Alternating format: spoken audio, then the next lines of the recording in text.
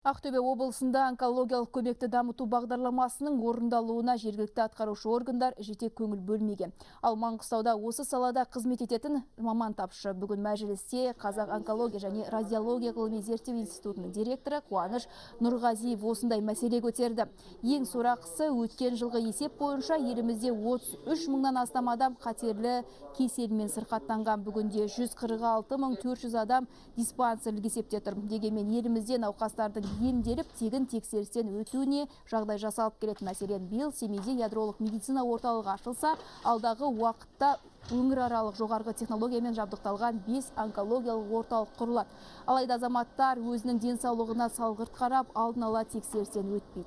Қазақстанда кеселді дер кезінде анықтау 47% құраса, әлемде бұл көрсеткіш 70%-ға жетіп отыр.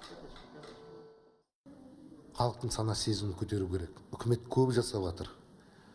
Ақша бөлініп жатыр, тегін жасалып жатыр. Халық өздеріне, өз денсаулығына көңіл бөлмейді. Сүт безінің ісіктері бірінші сатында табылса, ол үкіметке 120 мың теңгеге ғана. Төртінші сатында табылса 27 миллионға. Сон 98% дәрі-дәрмектің бағасы.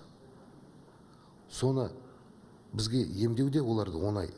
Ал бірінші сатында табылсақ, олардың өмірлері де қысқармайды, ары қарай өмір сүре береді.